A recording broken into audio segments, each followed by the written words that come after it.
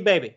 We are Cryptid Warfare. We're here with the famous author, Greg Walters, man. He's a good guy. He does a lot of Bigfoot researching and all that. And Greg, dude, we're happy to have you on, brother.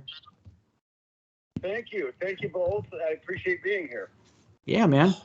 I tell you what, I got some notes written down here. OZ baby here. Got about a half an hour window gap. So, all right. So you're the author of the book called Ridge Walkers. Yeah, Ridge Walkers in Two Worlds, and also my first book was The Ridge Walkers was the title of it, and that's my website, theridgewalkers.com. Yeah. Okay. I was doing some research and reading. Says you're part like the U.S. Coast Guard, Merchant Marine, a map historian, and Native American. What did I say? The where? Ethnographics? Ethnographics, yeah. Something like that. Oh, right, yeah.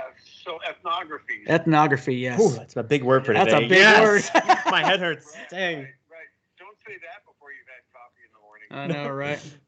Yeah, well, give us like a brief description. How did you get on the Bigfoot topic? Like, what led you to start doing this? Well, a lot of that came from my love of the wild.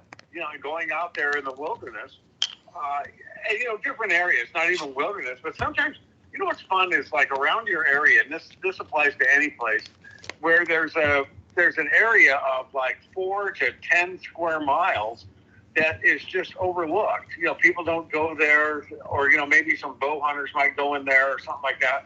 And those are the areas I really enjoyed because they were places that were just off the beaten path. Yeah. Generally, they weren't tall peaks or high mountain lakes or anything, really attractive, but they had that feel of wilderness or, that feel of the wild.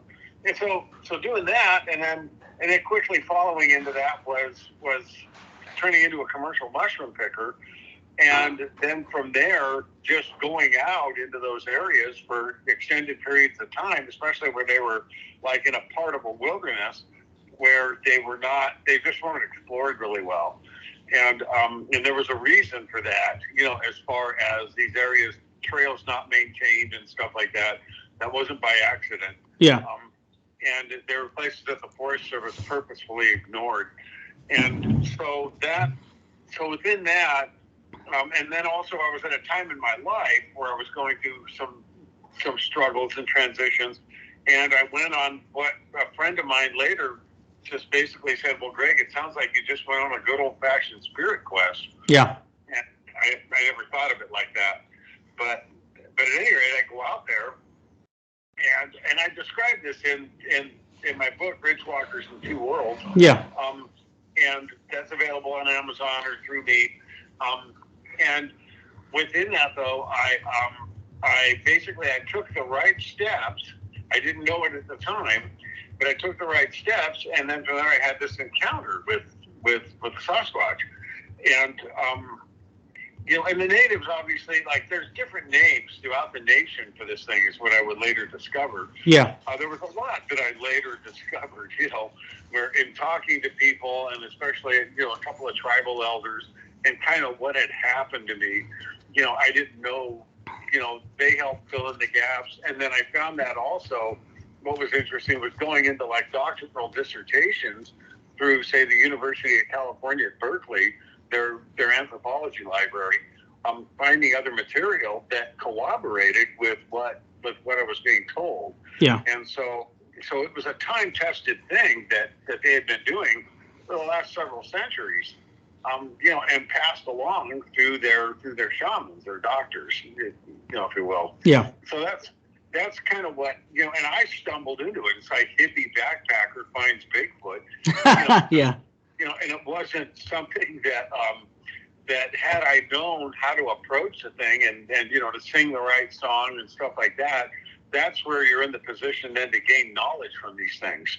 There's people out there, not everyone by any means, but mainly within the tribe and mainly within their spiritual group or their shamans, that they know how to communicate with these things. Yeah. And that these things bring knowledge to them, especially around food security.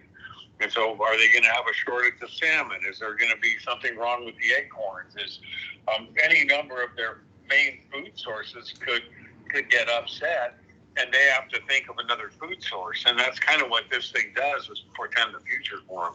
So it's a really interesting topic in that. And that kind of gets into the woo, but this isn't something that I hatched on a good LSD trip.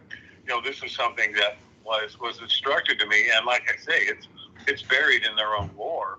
And every tribe is going to have a different relationship or a different iteration of these things. And it's centered not only around the Sasquatch, but also the little people. Yeah. And the little people, the way to break that over is that 3 different types. Basically, you've got people afflicted with dwarfism, and these are real people. We even see them in movies now and so forth like this. Lots of medical ailment. And then there's others that are just really small people. And we have skeletons of these. We have remains, different parts of the world. The archaeologists find this stuff. So they're in the fossil record. We can locate them. It's these spiritual, weird, where they're half deer, half human. We don't know what the hell these things are. Kind of entities. Yeah. That are their gods and heroes. And a friend of mine, whom I knew at the Oregon Caves, wrote this book, American Elves. American Elves, and this is the encyclopedia of the little people from, based on 380 ethnic groups throughout the Western Hemisphere. And so when you think about this, and that's just the Western Hemisphere, you really want to get rich in this stuff, explore the Northern Hemisphere, yeah. the Southern Hemisphere. I mean, it's just ripe with it throughout the native tribes. And, anybody that's lived on the land long enough knows about these things. And sometimes I've even talked to like a friend of a friend, kind of, he's a bow hunter in Eastern Oregon. He had an encounter with one of these things. Occasionally you run across people that have encounters with these things, but they're brief. At best you get a glimpse of this thing, yeah. It's gone. And it's just something that one of my friends was a surveyor. This was Yavapai County, Arizona, but he was up in the Hopi lands or the Navajo land, and it was interesting because he was out by himself. And he rounds a corner around a boulder, and there's this thing standing, and it darts off, and it was like a half deer, half human, and it just took off. He was absolutely freaked, didn't know what it was, and his partner at the time, when he got back to the truck and they were riding out of there, he was like, "Man, I saw something that just didn't," and the guy, "Well, what?" Well, it was, well, that was a skinwalker, like this. That's fun. And it wasn't. In this book, it described these things as thunder gods. And one of the questions I asked him was that, what was the weather like when you saw this thing? And he said, "Oh, it was like right after a real heavy rain shower." Yeah. And so I go, okay, well, that fits right with the descriptor in this. And, in the American Elves book. And so, because this is all based on the ethnography and the tribal lore drawn from all these different ethnic groups. In Tennessee, the Cherokee. I mean, there's a whole book I have here on the Cherokee little people. Yeah. It's very rich within their lore, and there's no like, well, geez, you believe in these things? Well, maybe sometimes. No, they're like, yeah, these things are real. These things are absolutely, these are our gods and heroes, and so similar, not too far removed from our own like sort of style of Greek mythology. Yeah. And all the belief systems in that. So, another friend of mine, because he had studied several religions throughout the years, and one of the things he said is that when you're in a place where you can open, it's almost like opening your soul or revealing yourself in a really deep manner. In Christianity, this is how you reveal yourself to the angels, or, and it could be any number of organized religions that you could have that same experience because you're open to have that happen. And so when you think of it in that context, it's just that, what I also, because the other side of this I should mention too, is that I don't think we're dealing with something that's here 24/7. Yeah. I don't think we're dealing with an anthropoid that we just can't find because I mean, number one, I know a whole bunch of people that are in the business of wildlife surveys. So they're out there at midnight. They're out there at all hours of the night and day in very remote places. They don't run across these things. One of my dear friends, he's lived for 45 years now out on a piece of land that's about 6 air miles from where I had my encounter, and it's an old village site. And no knocks, no screams in the night, no footprints, nothing. You know, and he's seen cougar, bear, I mean, every animal imaginable. Yeah. But no Bigfoot. And so, you know, I think these things, if you approach it correctly, I mean, this was just from my experience, that if you approach these things correctly, they come to you. You don't go to them. And so it's just a different, you know, it's just a different kind of perspective on this.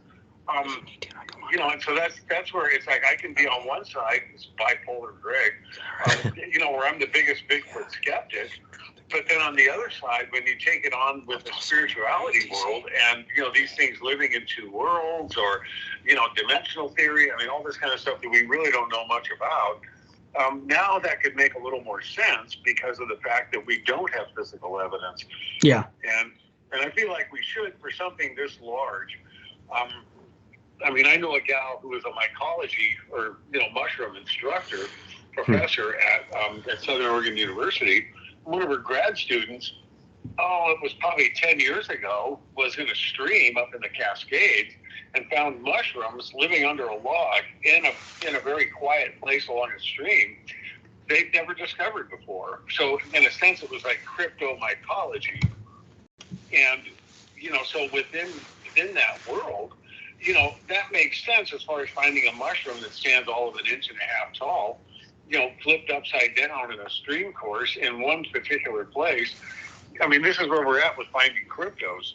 And so, you know, but something like 9 feet tall running around out there, you know, even as elusive as they are, I just don't feel like that we're dealing with something that's here all the time. Yeah. And it has a way of stepping in and out of our world, and we're Kinda like- still in the great mystery. Kind of like walking through portals and stuff like that. Could be. Yeah. I mean, it could, you know, and that was the thing with my encounter was that did I experience something that stepped through, you know, in other words, did I actually see it at its point of origin coming into our world? Some will also argue that, well, maybe he was just cloaking. In other words, these things have a way of doing camouflage with their hair or, you know, whatever, that makes it where they can step in and out, where it seems like as though they're stepping in and out of our world when really they're there. But we just can't see them. The jury's out on that one. Yeah.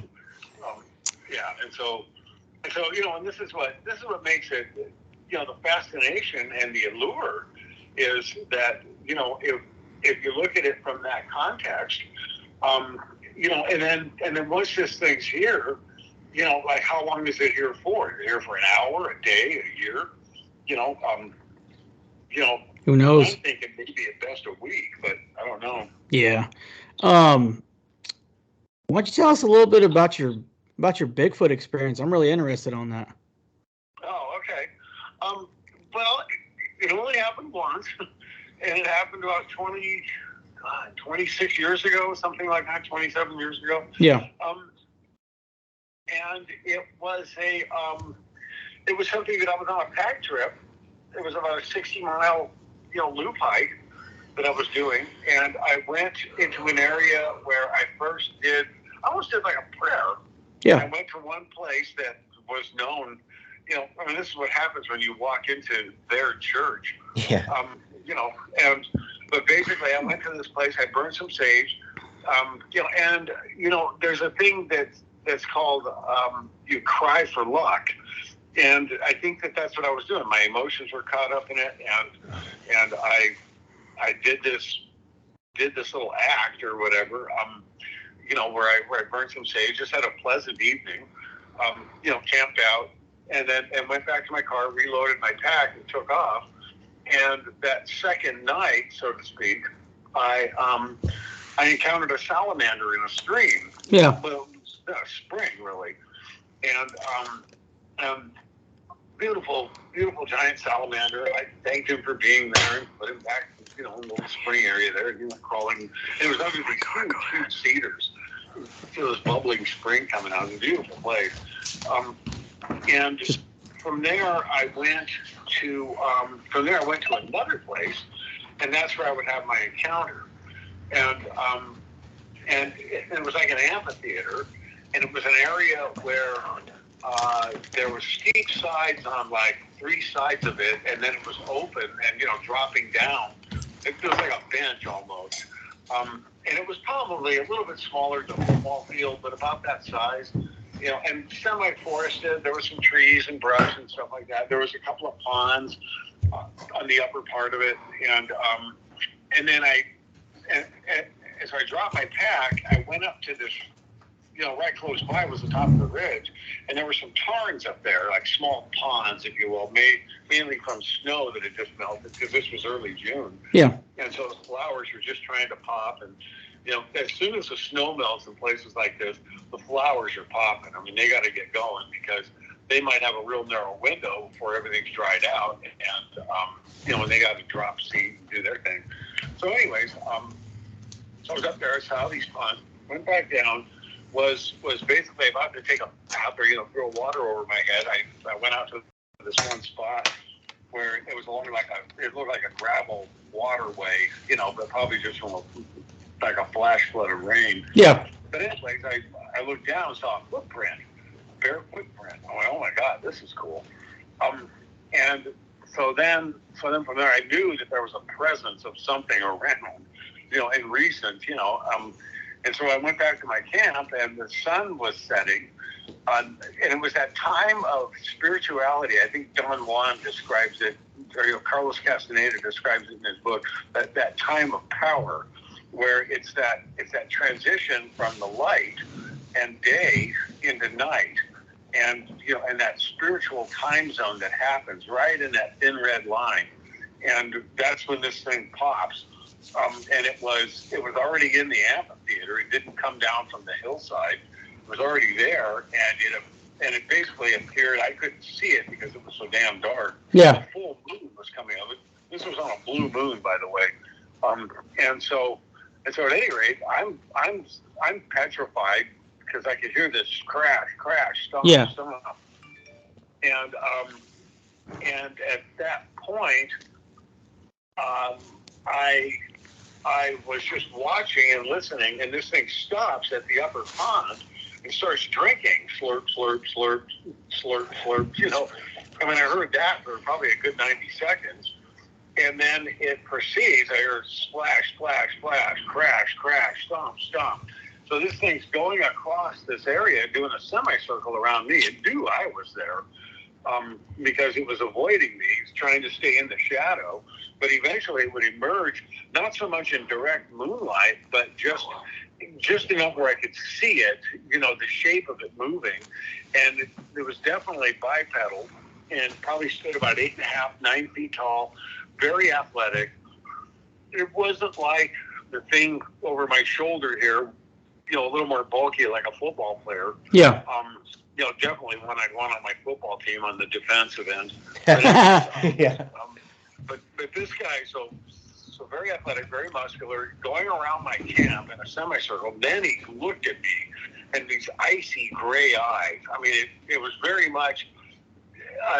Some time later, I opened one of my Tarzan comic books, and there it was. It was the apes. Yeah. Even in the Tarzan comic book, they had these icy gray eyes.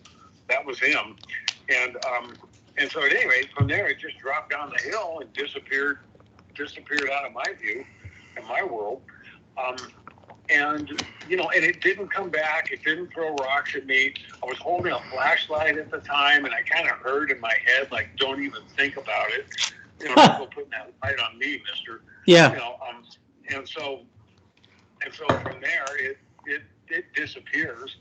And like I say, it didn't return. I didn't have, but I just felt like the rest of the trip, like I would run into bear. There's a lot of bear out there. And you run into I think there were a couple of cubs, or they were like yearlings, and they were playing in a meadow. And I just got to join them, or be part of what they were doing. And I sat down in the meadow and dropped my pack for a while, and just enjoyed their presence. And it was just, I felt like I was part of the whole thing out there, not above it, not below it, just there. And it was very relaxing. I just felt like I was in this attunement with the natural world. And there's actually, so then in later years I would study. You get obsessed with these things. Okay, what the hell was this? Why did I see it? Et cetera. And in later years I would learn that, like, the salamander was that was a shape-shifted little person. They're known as water babies. There's land babies and water babies. Water babies. I've heard of those. Water babies. Yeah. Yeah, and the water babies, they occupy these springs and stuff like that in these mid-elevation ridge lines where, they're like the guardian of that spring, and they're also the guardian of also the culture. I mean, they're the ones that arguably taught the culture to the native tribes to be able to survive in a rather inhospitable place. And and so it gets into so now we're into their lore, and their whole belief systems around spirituality. Yeah. Yeah. And that's where it gets fascinating, because of the fact that just on the face that these people have lived on the land for 10,000 years, and what knowledge have they drawn from that land? Learning about nature's little secrets in these dark corners. And so it's just and there's some great stories on that. There's one of my favorite is the one of the Squamish Nation, and that's up in British Columbia, southern British Columbia, where you get where there's a shaman up there, of sorts, and he's training these initiates or these apprentices, and he'll pick one or two of them, and then from there what he does, he trains them up, gets them so that way they can live off the land very, fairly comfortably and so forth, and then he just turns them loose. Yeah. And these guys are in the wild for 5 years, 10 years, for as long as they can survive, until eventually they probably get killed. Or they return, which I don't think happens often. Yeah. But they're out there and they turn into wild men. Yeah. So their hair's all scraggly and whatever. They look similar to a Bigfoot. But every once in a while, every couple of years, that shaman or doctor would go out there and learn from them the secrets of the forest and the little things that these wild things would see and witness out there in the forest, living that long on their own, and how to survive, but also more importantly, like the spirituality of that forest. Yeah. It was just, to me, that was just, okay, this is far out. Yeah. But it's an attunement back around to that whole piece of land, wherever they're at, whether it's desert or forests or mountains. Yeah. Man, that's Greg, that's a lot of information, brother. Yeah. We're definitely going to have you back on, because I want to talk more about those little people next time for sure on that. Okay. As far as my mind's blown right now. As far as that. Well, I mean, you can keep it going. I know I'll have to leave, but I mean, I want to listen to the rest of what you're saying later, since we have you right now. I mean, you can keep the. Oh, I'm still gonna keep it going. Okay. But anyways, Zook, he's got to take off. He's got some stuff he's got to do, but we're still gonna keep this going, Greg. Yeah, Greg. It was nice briefly meeting you. I know I'll meet you again, but I wish I could stay. Dang it, work. Thanks for being here. But anyways, yeah. So as far as like the researching and stuff like that, on like your I'm sure you've been on expeditions, because you're definitely an avid hiker. Are there any other? Okay, yeah, because you said you only had that experience, correct? Yes. Okay, yeah. Now, as far as like the researching and stuff, what else have you found out about Bigfoot? Well, that every tribe handles it slightly differently. Yeah. And so, and there's places where, as far as having a giant in existence, that might not even exist, but the little people are throughout North America. They're South America, Asia, the African continent. I mean, they're all over the world. And on the Pacific Islands is especially rich. The Menehune of Hawaii is an example. There's others where it's like you could imagine having a real live Bigfoot, a physical animal, or physical being. And like an example would be the orang pandak there in central Sumatra. Yeah. And that part of Sumatra, is a double to triple canopy rainforest and very isolated. There's only certain locals that go into some of those areas. And this thing stands all of about 4 feet tall. It's like a miniature Bigfoot. And now there's an example where you could have a cryptid, where we just haven't discovered it yet. That I can relate to because of the remoteness of that place and the inability, or the tough aspects of trying to get in there, and especially where it's a rainforest. I mean, it's just dumping ass rain, and so you're going to run into where it's difficult to find footprints. It's hard to track these things. It's hard to get in there and locate one. That would be and it's small enough where it could slip under the radar. Yeah. And that's one thing about here in the Northwest. There's some fun stories in the North, in Canada. The Canadian North is just rich with, some, far out stories of where they have hot springs up there that can turn like little valleys into almost like a temperate or even tropical forest. And then you have, then you can have beings, or, say like remnants from the Pleistocene, the opportunity to perhaps see a dire wolf, a cave lion, all of these things that are purportedly dead could still live up there. But how much fun is this? And it's just because it's so damn remote. That is true. It's got miles and miles and miles of just woods and all that, mountain ranges and stuff. Yeah, we don't. Yeah. Yeah. I mean, it's just such a vast area, and so it's hard to argue that no, that couldn't exist. so it's so there's certain places around the world where you've got that kind of isolation where these beings could be there, and Sasquatch is imbued in that, kind of embedded into the fabric of their culture up there. In certain places, not so much, But here, this one right here, for you guys. Yeah. I don't know if you can see it. Can you see me? Yeah, I can see you. Okay, yeah. So this is the book. Okay. And it's the Cherokee Little People. And and I mean, to think this lady took the time to write an entire story of it. Yeah. And this is basically that eastern part, or even southern Appalachian region is very rich with these things. And there's even a rock there. I think it's called Judicula Rock. I think it's in Kentucky. Okay. But that's a far out place, and how did that thing come about? Right.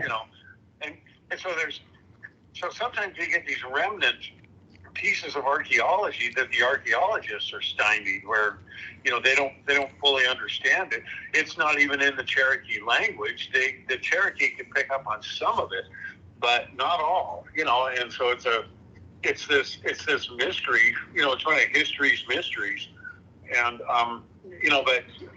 but this stuff generally, the university level, the anthropological libraries will have stuff buried in there from these doctoral dissertations where they interviewed these doctors or shamans back in the day, and they got some interesting information on their culture. Is basically what it comes down to. Yeah, man, that's there's so much vast just knowledge and just different types of lores and cryptids, and just with like universities and stuff studying these things and people just diving into it. There's so much out there, and with all of the encounters and sightings and stuff that people come up with, like, there's no way people could be lying about this. Not all of them, I should say.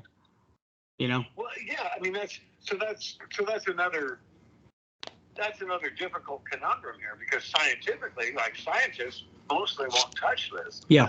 But yet, the thing that stands in the way of this are the footprints and the sightings. Yeah. And the footprints, 99% of them, I mean, like that one guy I thought was really cool. He was a type of criminologist in Texas. Yeah. And he goes after criminals based on their footprints, based on boot heel size or shoe size or barefoot, like this.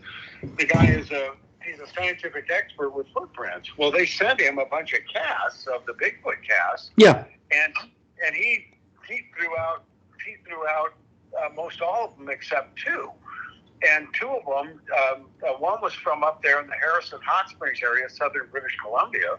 The other one was from Northern California. Okay. And he said he could not dismiss him. I mean, whoever did this would have had to have been a trained podiatrist to know exactly foot structure and so forth like that to be able to support the weight of something that size. And offering up a detailed scientific explanation for this, but he basically said, "Look, you folks in the Northwest have something you don't know about yet." Yep. Yeah, and that's where he left it off. He said, "Look, and the cool thing with him was that he didn't care. The guy didn't make any difference to him whether this thing existed or it didn't, or he didn't care." And so it was an unbiased opinion. I like that. Yeah. All these casts. It was really cool. And then from there, the sightings. I mean, so this is where people, wow, I saw a Bigfoot jump over a log and he ran into the forest. Well, that just gives us this little snapshot. But what backs that, and what's behind that sighting, and why was that thing there? Yeah. I mean, that's these are just questions that would pop into someone's head. And like John Green, I think, was an example where, I mean, this guy's going after it vehemently. And really, I mean, and it's funny because I talked to one of his partners, one of his friends up there in Washington, doing what he was doing by backpacking out cameras and trying to do all this work in this. And it's like, wait a minute, dude, you go out there, and if your being, your spiritual place and so forth like this is correct, they come to you. You don't go to them. Yeah. And it's really up to our willingness to accept these things in.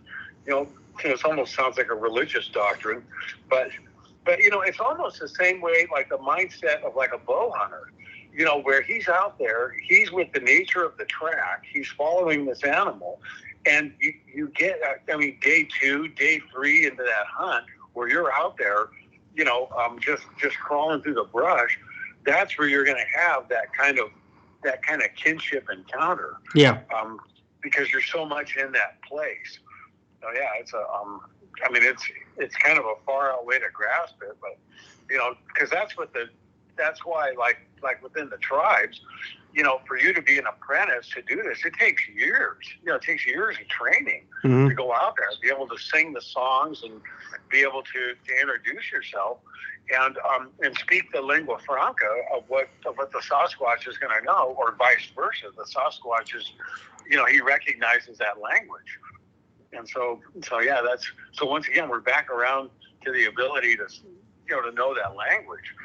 And yeah, it's just another way to look at it. And the way I feel about that too is that scientifically, we know so little about the universe, and we're still trying to figure out what a portal is. We're still, some of the advancements with the Hadron Collider, where it teaches us the for CERN. of our own Earth. Yeah. The Hadron Collider. Yep, definitely. I hear you on that one. But yeah, I 100% agree with you on that. You kind of got to be open to it, and if you're not getting connected with nature and all that, if you're just there just for your own thing, you're not going to be open up to see what's there. Right, yeah, and that could apply to anywhere. Yeah. I mean, the desert, anywhere. Yeah, so it's something that's what I've learned. And as far as my book, back to Ridge Walkers and Two Worlds, within this, the main thing is that I just wove in my real story. I told my personal story the Rich Walkers in Two Worlds in the beginning, but then from there it just jumps into story. So the goal was sci-fi magic realism. Yeah. I described a treasure hunt that was a true story. That we went after this 8-quart jars of double eagles. Everybody loves a good treasure story. Yeah, yeah.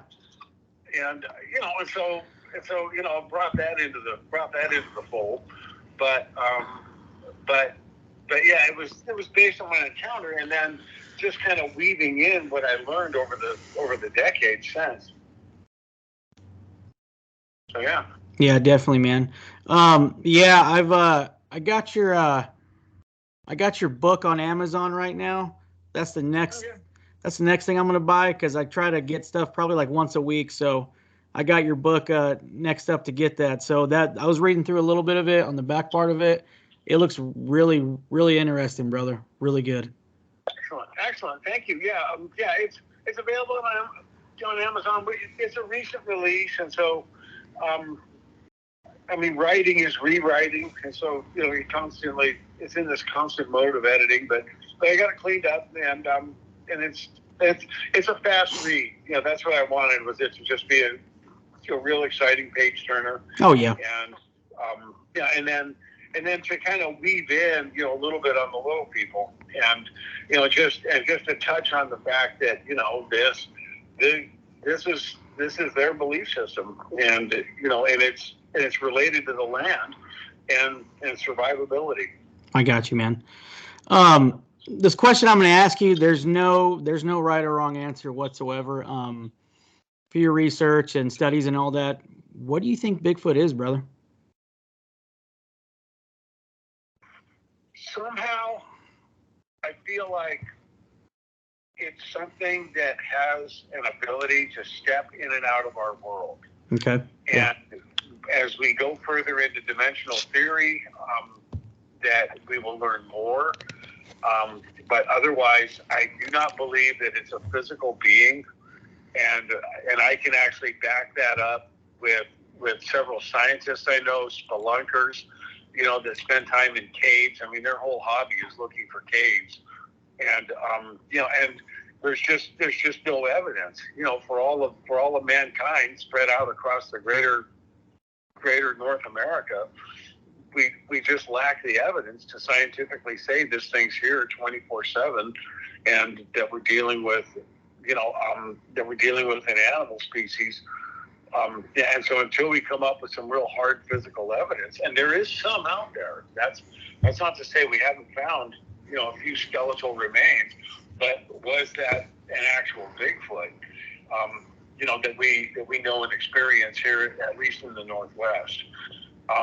So the jury is still out as far as that, but I believe that, just like the title of my book, that they live in two worlds, and that these things are here for a purpose, and that they want to see our survivability on the world stage, but also that we live wildly unsustainable, and the problems that could cause. And God knows that's crashed civilizations before. Yeah.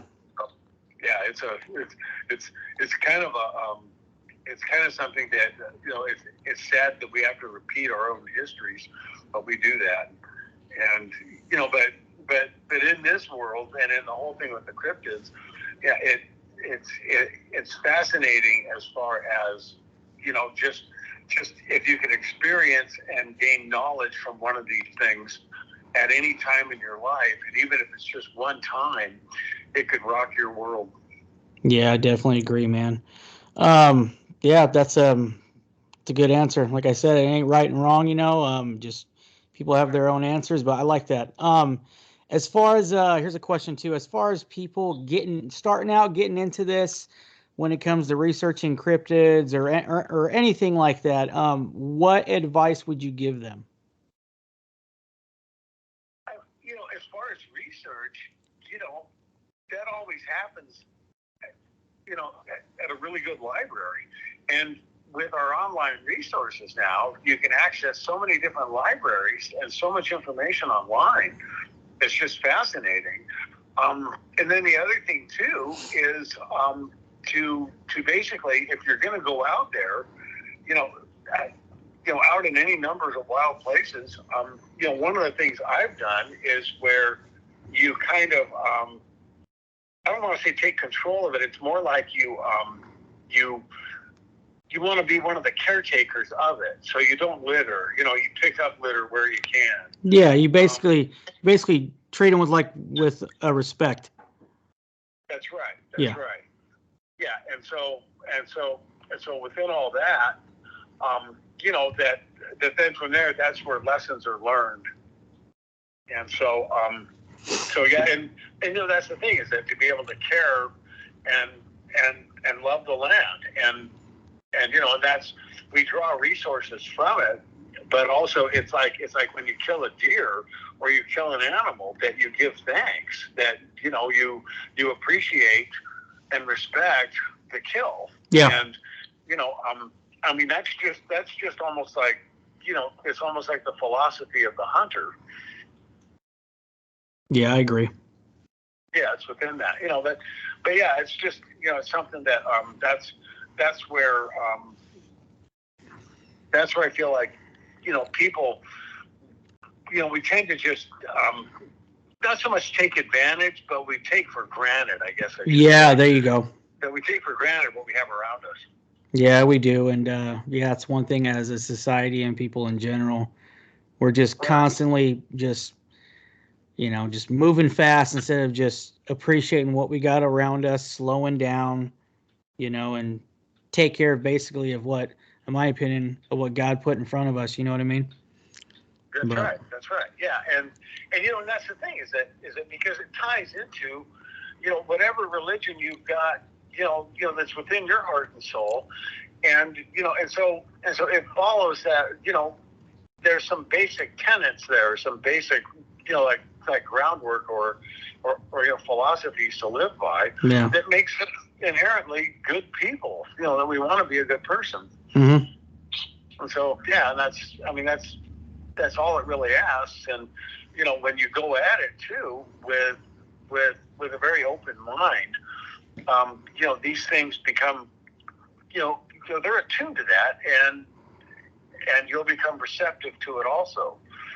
And so it's it's kind of like an attunement with nature, and whether it's a salamander or a lizard or whatever kind of insects, and I know mosquitoes aren't fun, but I mean they're part of that whole ecosystem that feeds other things that they're just one of the lower ones on the food chain, but they're just part of that whole scene out there, and and it's so much fun when you're in that kind of attunement that animals can almost come up to you, and that they're not, and that it's on a mutual, neutral ground. Yeah. And that's when you know that, okay, you're in that right frame, and that's when these things will appear. Got you, brother. Yeah, I agree with you, man. Yeah, but like I said, Zook and I, we're gonna have you again on this podcast for sure. Definitely want to dive into the little people.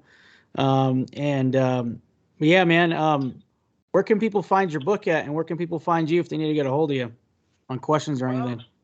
I can be reached at my email is gwalter2017 at gmail.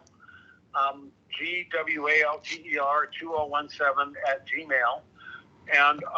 And then from there, I also have my book on Amazon, and also email me directly, and I can, we can arrange payment and mail, and I'll include a card and signed copy of the book, that kind of stuff.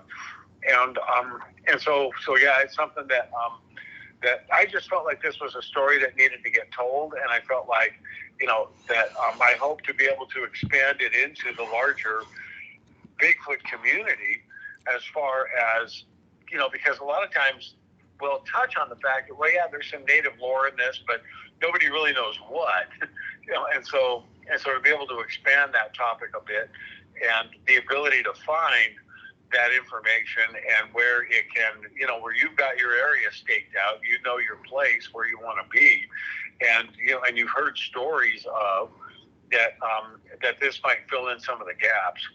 Yeah.